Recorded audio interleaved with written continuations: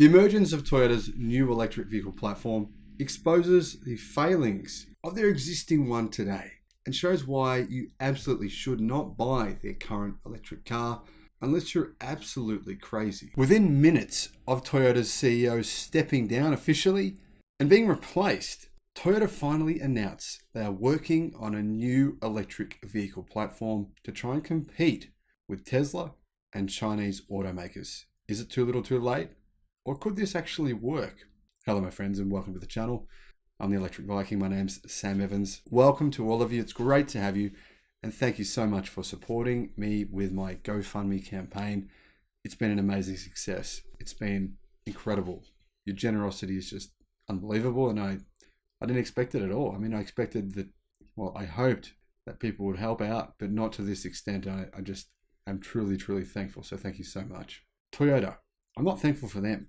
They're in yet another scandal. What am I talking about? Well, they're being prosecuted now for, in conjunction with BMW, trying to thwart the efforts of electrification. And to me, this does matter. It matters because, truthfully, gasoline fumes and diesel fumes are killing us. Now, maybe not killing you directly, but they're definitely having a direct impact on many millions of people's lives. In fact, billions of people's lives. And slowing down electrification is just making that worse. So, you know what? Prosecute them, I say. Go for it. However, it is ironic that on the same exact day that Toyota's CEO stepped down, the new CEO said, we are working on a new next generation advanced electric vehicle platform. This is interesting timing. Why did it happen today? Why not the day before? I don't know. But the thing is here that actually Toyota's CEO or president is not actually stepping down entirely. He still has the power to veto decisions. That means he's actually president of the board of directors. So if the company makes decisions that he doesn't like, he can still step in and say, I don't think I like that. Asahi Shimbun, one of Japan's largest and most respectable newspapers, has reported that the decision is part of Toyota's plan to mass produce EVs as it anticipates a rapid increase in consumer demand for electric vehicles amid steep gasoline price increases. Now, isn't that ironic? As it anticipates a rapid increase in consumer demand, as if it's not happening now, today, already. Apparently, this is something that's going to happen in the future. The publication notes that Toyota's new strategy aims to put the company in direct competition with Tesla. If this information is accurate, the newspaper claims that it marks a significant shift in the company's electrification strategy, just as Toyota has announced a major executive reshuffle in its chain of command. The company said today that its CEO, the great-grandson of the founder of the company and the grandson of the founder of the official Toyota Motor Corporation, will be replaced by his good buddy, Toyota COO and Lexus International President Koji Sato. Now, I made a video about that, about Koji himself, whether or not he can be the man to save this company. And if you want to see that video, make sure you stay subscribed to the channel. Toyota haven't revealed any details about the changes. We don't know exactly whether or not this new next generation electric vehicle platform could be used to power any of the pretend EVs that Toyota have made. What do I mean by Toyota? Well, I equate Toyota's recent, what would you call it? Marketing stunt. It is a true marketing stunt. Now, imagine if Tesla did this. Imagine if Tesla created 21 concepts, none of them with any basis in reality, none of them even able to drive themselves, none of them that they actually were planning on building. Imagine if they brought 21 cars to their next Tesla day. They showed them off to everyone, showed all these amazing concepts. Then when they were asked, are they actually going to make them? They stayed silent. And then for many months afterwards, they said nothing about those EVs and wouldn't even confirm if they would actually produce a single one of them. Would people not be skeptical about that? Personally, I think they'd be extremely skeptical. Will Toyota, in fact, make any of those 21 electric cars? Well, nobody currently knows. I don't know if Toyota even know. When Toyota developed its first high-volume production model, high volume is a questionable phrase when referring to the BZ4X, but anyhow, let's just use it anyway. It decided to adapt its TNGA modular internal combustion engine platform for the electric SUV instead of developing an EV-only architecture. This is a little known fact here. Toyota's electric vehicles, the BZ4X and Subaru Solterra, they're basically using an internal combustion engine platform.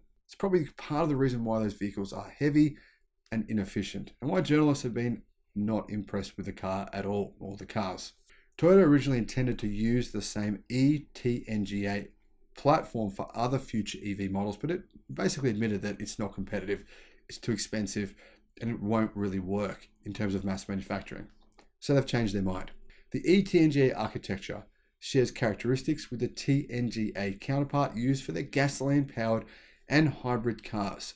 And as a result, it has a very complicated shape and parts that are completely unnecessary for EVs. Transmission tunnel, yeah, you see my point, right? I mean, I really don't see how people are not commenting on this. In fact, journalists never mention this information. They never bring up the point to say, well, yeah, we're saying EVs are heavy and that's a problem, but interesting. Why is this car heavier? So much heavier than, say, for example, a Tesla Model Y. Doesn't make sense. Well, there's your reason. And remember, the heavier the car is, the more batteries it needs to go the same distance. The more batteries it has, the heavier it is. It's a compounding cycle.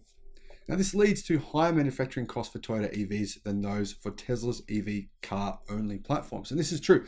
Toyota themselves have actually admitted that that's true.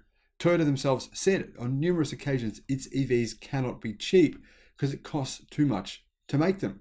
In fact, I've actually read at least 50 statements from the company saying these kinds of things.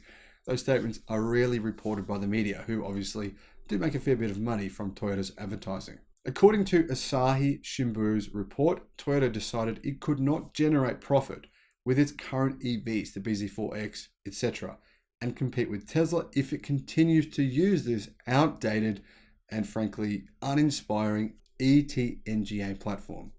Hence the decision to use an EV dedicated architecture, which they need to build from scratch. Now, they talked about this a few months ago, and they said in January they would have a meeting to officially decide their future electrification strategy. What this means is that Toyota haven't really made a decision, or hadn't, until January this year. We don't know if Toyota's made an official decision yet on its future electric strategy, but it certainly has made the decision that, yeah, the eTNGA just isn't going to work. It's that simple. I think we already knew that. They already knew that. They just had to decide what they were going to do about it.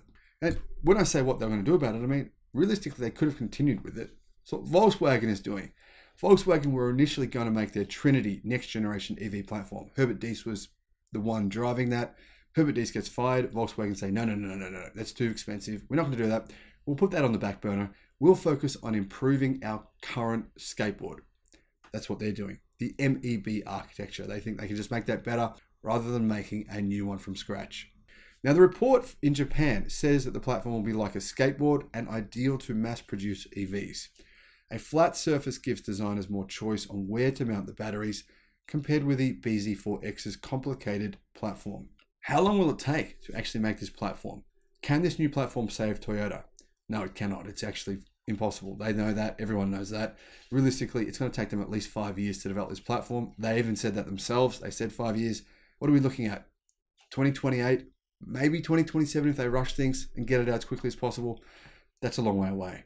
The amount of disruption we're going to see over the next 5 years will be immense.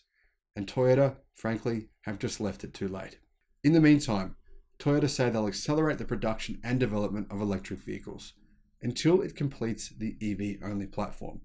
How exactly do you accelerate the production and development of EVs when you don't have a platform to put them on, other than one that's expensive, complicated, and based around a gas vehicle architecture? As you can see, I keep on saying it, the race has been finished. You can see it now. The writing is clearly on the wall. Thank you for watching.